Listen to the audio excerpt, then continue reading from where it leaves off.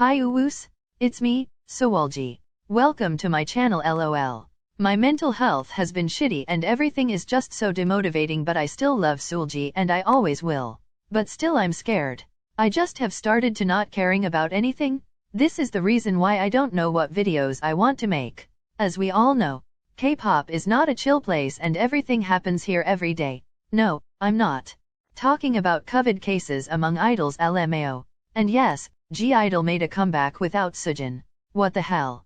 I'm not sure how I feel about that. Anyways, ever since I got into K-pop, there's been a lot of things here that I don't understand directly. So I want to talk my mind clean and say why these things exist. Why these things are in K-pop. Also a nice warning, this is only for the laughs and is never meant to hurt anyone or like make you feel shitty LOL. So any longer the intro, shall we start? Have y'all ever saw comments on somewhere, when these fans are trying to overanalyze these random baby candy yummy lyrics? That's what I'm talking about LMAO. Don't get me wrong, sometimes fan-made storylines about some history and storyline are interesting LMAO, but it becomes silly when fans are too quote-unquote artistic and deep lyrical writer mode. Oh my days, not every song has to be about deep things or sadness. Sure, I myself prefer melancholic lyrics and instrumentals, they are my favorites. However, sometimes we need random or fun songs in our life too. I mean, are you going to play some sad songs at your birthday party? Maybe yes LMAO. I highly doubt. It's more about acknowledging and get that. If a song isn't meant to be deep, that's okay, and you don't need to scream to a wall for that. Personal moments and experiences can make fun songs more deep to us, which I understand. But that's a whole nother topic. But it's just quite funny, because mostly the lyrics are in Korean, so how are you going to know if the songwriter wanted to share a meaningful message or make a nice song about teddy bears? Either way, it's fine and I don't understand why it is such a big deal when a song doesn't have a deep meaning. As long as the song is good, I wouldn't care less, to be honest. If I would have been making this video like 3 years ago, I would say, I didn't like Wonyoung. But now looking back, I really regret it for some reason. The Wonyoung hate train is not a new thing. People have been hating on her ever since 𝙤𝙤 or even the Produce 48 show. But since in last December she debuted in 𝙤𝙪𝙩𝙧, the hate has been stronger and louder than before. It is sad, because the more fans you gain, the more haters you'll receive.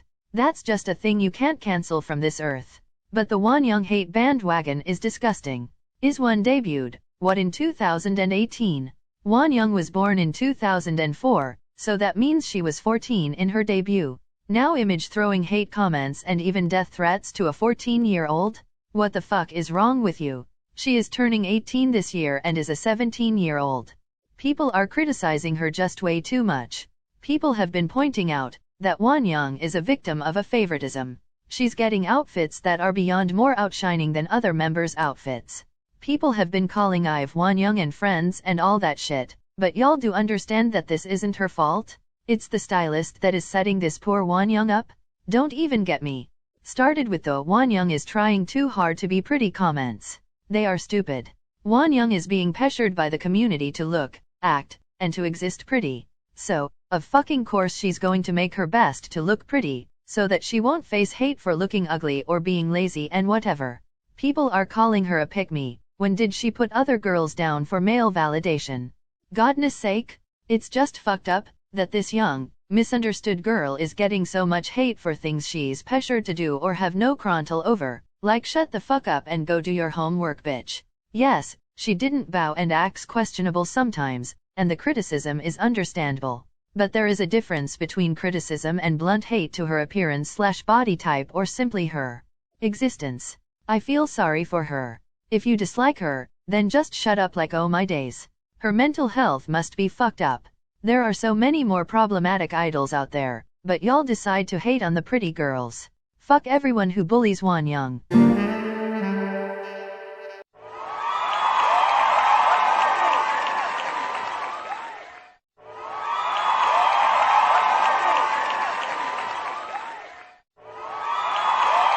I don't know who this man is.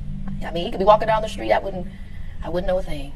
The Snow app is that mosquito that never dies no matter how many times you want to kill it. It just sucks a person's blood and makes people crazy. Imagine waking up from bed and being as beautiful as 𝙤𝙪𝙩𝙧𝙪, and yet you have to open your cell phone and click on the snow app?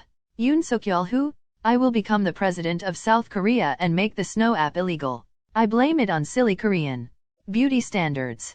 They look so handsome and beautiful when they have tanned skin and even a beautiful body, but still take hours to make themselves look like vampires. Like why? Why? They look so ugly with that ashy ass filter or whatever. It is so sad how dark skin has always been seen as ugly and white equals beautiful. There's nothing wrong with being dark or having a brown skin. Everyone who thinks otherwise needs to go to hell. I swear the days. Colorism and racism should never be normalized, for goodness sake. And their bodies are so beautiful and breathtaking, and it is so depressing that idols must shape their bodies even thinner. I do not understand. Could someone discard and throw this stupid app in the trash? Whether it's stupid beauty standards, they don't need to be modified. They look so charming and basically the most beautiful without change. I don't understand why the fucking snow app exists. Put the whole app in the trash. It belongs in it. Homophobia. This is a deep one, so just in case I will put a trigger warning on this one. Homophobia is just disgusting. For everyone who needs to know what is homophobia.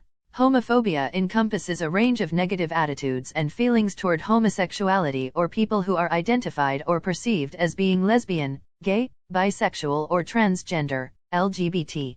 It has been defined as contempt, prejudice, aversion, hatred, or antipathy, may be based on irrational fear and ignorance, and is also related to religious beliefs. As everywhere else, this also happens a lot in K-pop, and it is so ironic, because some companies are literally forcing idols to act homosexual activity in front of their fans in fan service. Usually they do this to give fans the pleasure and desire to image their two fave idols being together. This is also associated with queerbaiting. If you don't know what queerbaiting is, queerbaiting is a marketing technique for fiction and entertainment in which creators act queer, but then do not actually depict same-sex romance or other LGBT representation. They do so to attract same-sex love as a clickbait to a queer or straight ally audience for entertainment, and not actually because they want to spare LGBTQ and related awareness. In K-pop, you can see queerbaiting in a lot of music videos like Irene's and 𝙤𝙤𝙧𝙧𝙧 Monster and Only One of Libido. The thing that irks me is that fans hate on humans who actually are gay but then turn their backs and asks two girls to kiss each other. It is fucked up that some people see same-sex relationships as a concept or a game, rather an actual and serious love between two humans. As someone who is bisexual, it makes me also very sad that some homophobic fans are always trying for some reason to assume that all idols are 100% straight. Like, how the fuck do you know? Did they told you? Anyways, if you don't support the queer community, then fuck off respectfully of my channel at this time. I hope one day, just one day, all K-pop idols who are in closets can come out and live in a world full of love. But no, seriously, can we just give open queer idols and closeted queer idols a moment of silence for being in such a heteronormative industry? I hope they are okay. Photo cards. This is more random than others, but I can't see myself buying photo cards. They are literally printed pictures of idols. Like, why would pay that much money for some printed selfies? You can go to Google or Pinterest and then just print them or something like that. LMAO. I have no problem with people buying photo cards, but I personally couldn't image myself spending money on that, LOL. And especially when fans do those photo card videos and stuff, it just doesn't make sense to me. Like, why? I know nobody is forcing me to watch then, but are there actually people who do? Oh my, they're just so random to me, that's all. I have seen this a lot in K-pop and I don't get it. Why? If you don't know what 𝙤𝙪𝙪𝙧𝙧 means, this term is most used towards groups from smaller agencies who are not that well known in the general public. It's honestly so sad that 𝙤𝙪𝙪𝙧 groups are taken less seriously, simply because they're a 𝙤𝙪𝙪𝙧. I have also heard a lot of fans mentioning groups they think are 𝙤𝙪𝙪𝙧 or underrated, like CLC or LOONA or Dreamcatcher or whatever. Yes, those groups are not as well known as big three groups, but that doesn't make them a 𝙤𝙪𝙪𝙧. Those three groups are well known in Korea. Sometimes, I find title tracks from 𝙤𝙪𝙪𝙧 groups that are better than some of Song of Y'all Fave's title tracks, and it's weird that some people assume that all 𝙤𝙪𝙪𝙧 groups' music sounds trash and all crap.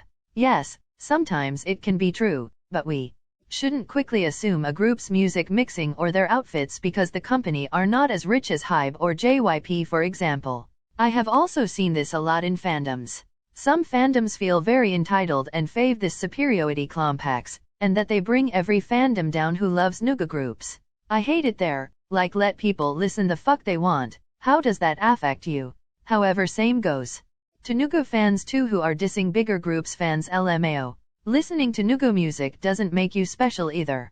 Both sides should just stop LOL. Some nuga groups I would personally recommend are GWSN, Rocket Punch, 6 and BVN DIT.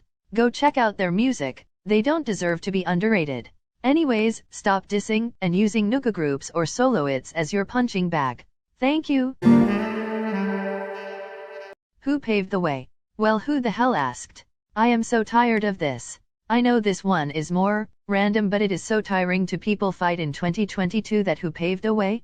Who the fuck cares LMAO? End of the day, everyone thinks that the group who they love is the one who paved the way, and that's okay, I guess LMAO.